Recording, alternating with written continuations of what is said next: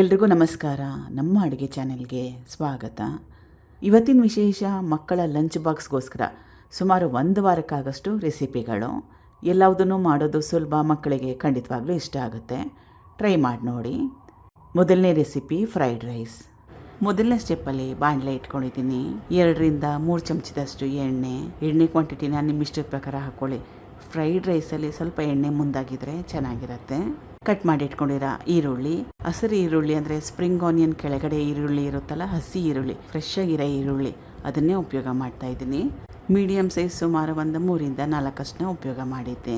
Cut ಮಾಡಿ ಇಟ್ಕೊಂಡಿರೋ ಹಸಿರು ಮೆಣಸಿನ್ಕಾಯಿ, 2 ಹಸಿರು ಮೆಣಸಿನ್ಕಾಯಿನ ಉಪಯೋಗ ಮಾಡ್ತಾ ಇದ್ದೀನಿ. ಗ್ಯಾಸ್ ಸ್ಟವ್ನ ಐ ಫ್ಲೇಮ್ನಲ್ಲಿ ಇಟ್ಕೊಂಡು ಸುಮಾರು 1 ನಿಮಿಷದವರೆಗೂ ಬೇಯಿಸ್ಕೋಬೇಕು. ಈರುಳ್ಳಿ ತೀರಾ ಮೆತ್ತಗಾಗೋವರೆಗೂ ಬೇಯಿಸ್ಕೊಳ್ಳೋ ಅವಶ್ಯಕತೆ ಏನಿಲ್ಲ. ಆಮೇಲೆ ಬಣ್ಣ ಕೂಡ ಚೇಂಜ್ ಆಗೋ ಅವಶ್ಯಕತೆ ಏನಿಲ್ಲ. ಕೇವಲ 1 ನಿಮಿಷ ಬೇಯಿಸ್ಕೊಂಡ್ರೆ ಸಾಕಾಗುತ್ತೆ.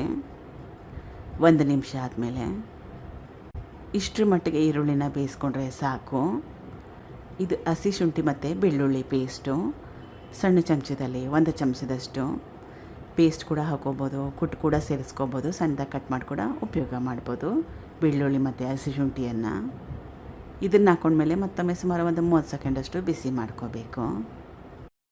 30 ಸೆಕೆಂಡ್ ಆದಮೇಲೆ ಕಟ್ ಮಾಡಿ ಇಟ್ಕೊಂಡಿರೋ ತರಕಾರಿಗಳು, ಕ್ಯಾರೆಟ್ ಮತ್ತು ಬೀನ್ಸು, ಈರುಳ್ಳಿ, ಸ್ಪ್ರಿಂಗ್ ಆನಿಯನ್ನ ಉಪಯೋಗ ಮಾಡ್ತಾಯಿದ್ದೀನಿ. ಇದ್ರ ಜೊತೆಗೆ ಎಲೆಕೋಸು, ಕ್ಯಾಪ್ಸಿಕಮ್ಮು, ದಪ್ಪ ಮೆಣಸಿನ್ಕಾಯಿ, ಸ್ವೀಟ್ ಕಾರ್ನ್, ನಿಮ್ಗೆ ಯಾವ ತರಕಾರಿ ಇಷ್ಟ ತರಕಾರಿನ ಉಪಯೋಗ ಮಾಡ್ಬೋದು. ಚಿಟಿಕೆಯಷ್ಟು ಉಪ್ಪು, ತರಕಾರಿ ಸಪ್ಪೆ ಬರದೇ ಇರಲಿ ಅಂತ. ಈಗ ಗ್ಯಾಸ್ ಸ್ಟವ್ನ ಐ ಫ್ಲೇಮ್ನಲ್ಲಿ ಇಟ್ಕೊಂಡು 5 ನಿಮಿಷ ಬೇಯಿಸ್ಕೋಬೇಕು ತರಕಾರಿಗಳನ್ನ. ಆಗಾಗ ಕಲಿಸ್ತಾ ಇರಬೇಕು.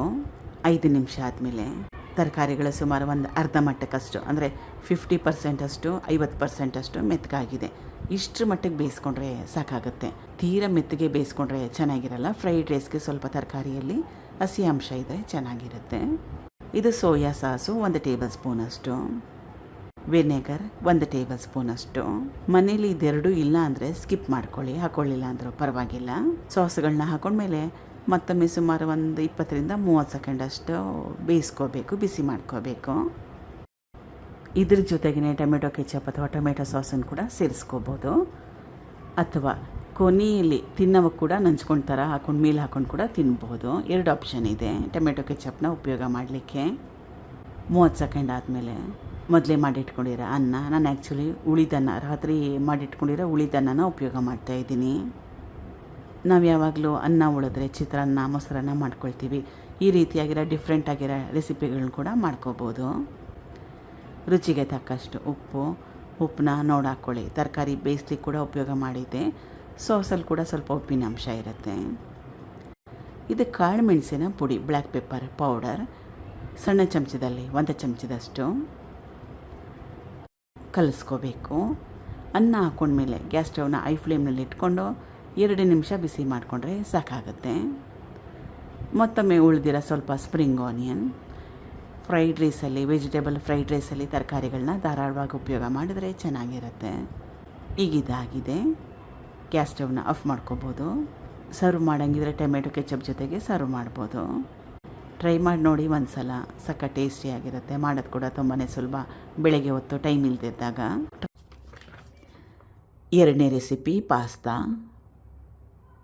1 ಪಾತ್ರೆಯಲ್ಲಿ ಸುಮಾರು 1ರಿಂದ 1.5 ಲೀಟರ್ಷ್ಟು ನೀರನ್ನ ಕಾಯಕ್ಕೆ ಇಟ್ಕೊಂಡಿದ್ದೀನಿ. ನೀರು ಚೆನ್ನಾಗಿ ಕಾದಿದೆ, ಕುದಿಯಕ್ಕೆ ಬಂದಿದೆ. ಸ್ವಲ್ಪ ಉಪ್ಪು, ಸಣ್ಣ ಚಮಚದಲ್ಲಿ 1 ಚಮಚದಷ್ಟು ಎಣ್ಣೆ. ಇದು ಪಾಸ್ತಾ. ಇವತ್ತಿನ ಸ್ಪೆಷಲು ಪಾಸ್ತಾ ಮಾಡ್ತಾಯಿದ್ದೀನಿ. 2 ವೆರೈಟಿ ಪಾಸ್ತಾನ ಉಪಯೋಗ ಮಾಡ್ತಾಯಿದ್ದೀನಿ.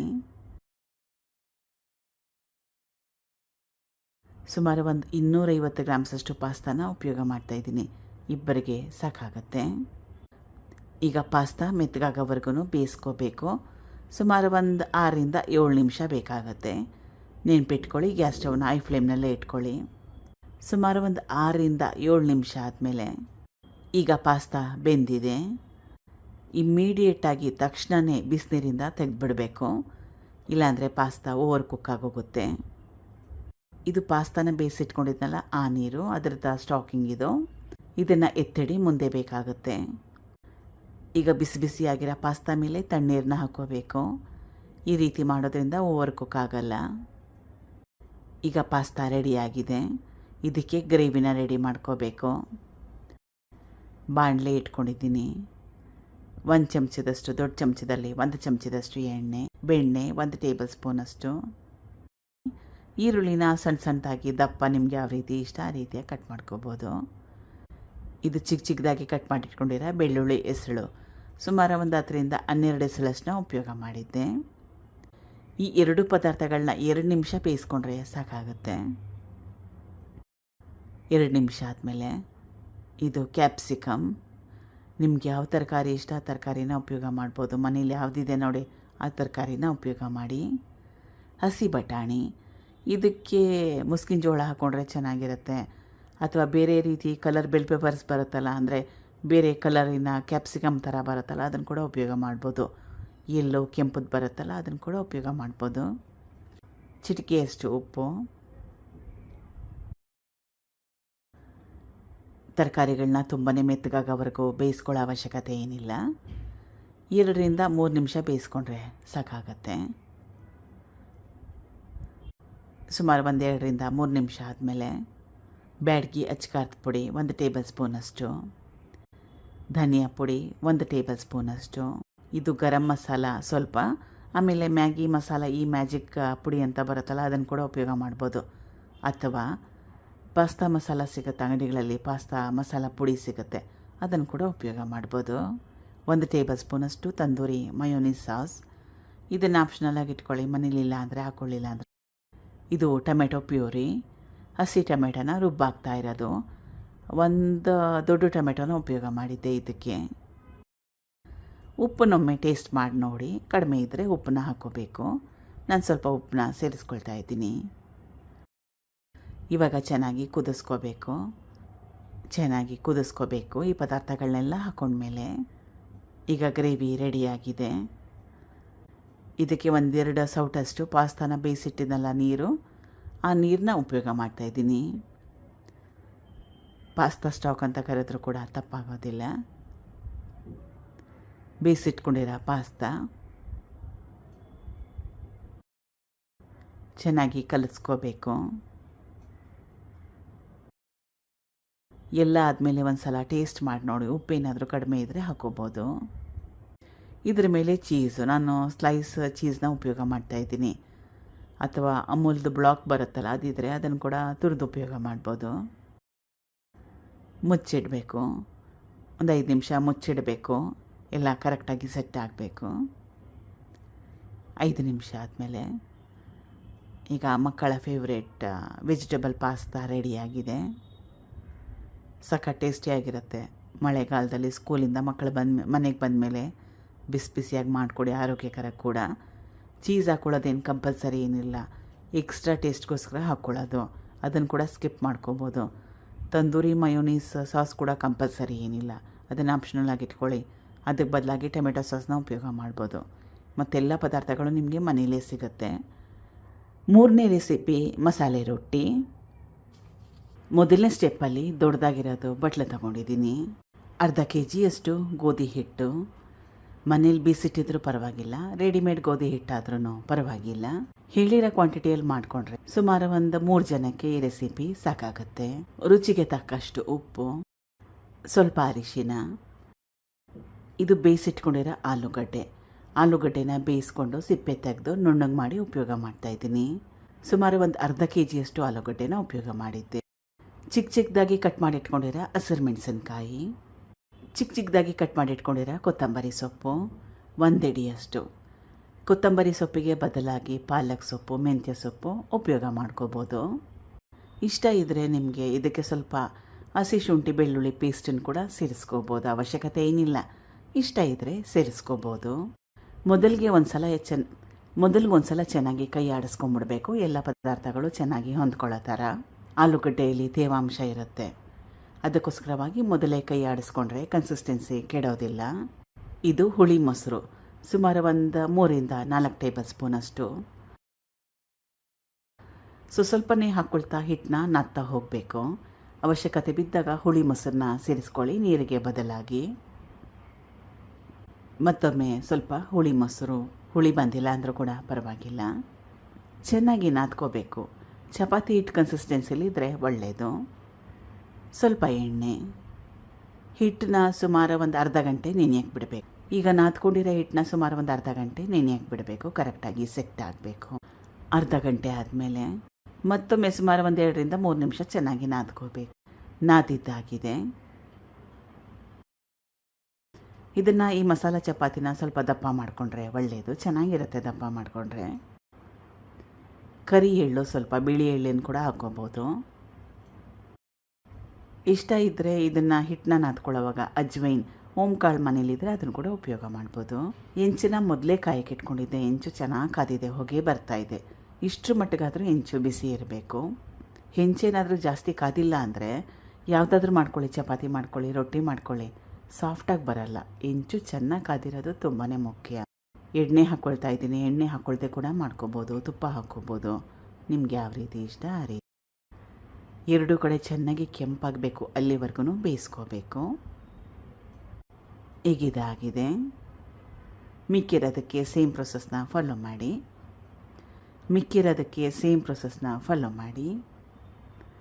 ಇದಕ್ಕೆ ಸೈಡ್ ಡಿಶ್ ಅವಶ್ಯಕತೆ ಏನಿಲ್ಲ. ಉಪ್ಪಿನಕಾಯಿ ಇದ್ದರೆ ಸಾಕು, ಅಥವಾ ಮೊಸರಿದ್ರೆ ಸಾಕಾಗುತ್ತೆ. ಟೊಮೆಟೊ ಕೆಚಪ್ ಇದ್ರೂ ಕೂಡ ಸಾಕಾಗುತ್ತೆ. 4ನೇ ರೆಸಿಪಿ ವೆಜಿಟೇಬಲ್ ಪಲಾವ್ ರೆಸಿಪಿ. ಕುಕ್ಕರಲ್ಲೇ ಡೈರೆಕ್ಟಾಗಿ ಮಾಡ್ಕೊಳ್ತಾ ಇದ್ದೀನಿ. ಅದಕ್ಕೋಸ್ಕರ ಕುಕ್ಕರ್ನ ಇಟ್ಕೊಂಡಿದ್ದೀನಿ. 2ರಿಂದ 3 ಚಮಚದಷ್ಟು ಎಣ್ಣೆಗೆ ಬದಲಾಗಿ ತುಪ್ಪ ಕೂಡ ಉಪಯೋಗ ಮಾಡ್ಬೋದು. ಪಲಾವ್ ಎಲೆ ಸುಮಾರು ಒಂದು 3ರಿಂದ 4 ಲವಂಗ ಮತ್ತು ಏಲಕ್ಕಿ. ಪಲಾವ್ ಎಲೆನ ಸುಮಾರು ಒಂದು 20ರಿಂದ 30 ಸೆಕೆಂಡಷ್ಟು ಬಿಸಿ ಮಾಡ್ಕೋಬೇಕು. ಕಟ್ ಮಾಡಿಟ್ಕೊಂಡಿರೋ ಒಂದು ದೊಡ್ಡ ಈರುಳ್ಳಿ. ಈಗ ಈರುಳ್ಳಿ ಮೆತ್ತಗಾಗೋವರೆಗೂ ಬೇಯಿಸ್ಕೋಬೇಕು. ತೀರಾನೇ ಕಪ್ಪಾಗಿ ಬೇಯಿಸ್ಕೊಳ್ಳೋ ಅವಶ್ಯಕತೆ ಏನಿಲ್ಲ. ಈರುಳ್ಳಿಲಿರೋ ಹಸಿ ವಾಸನೆ ಹೋದರೆ ಸಾಕು.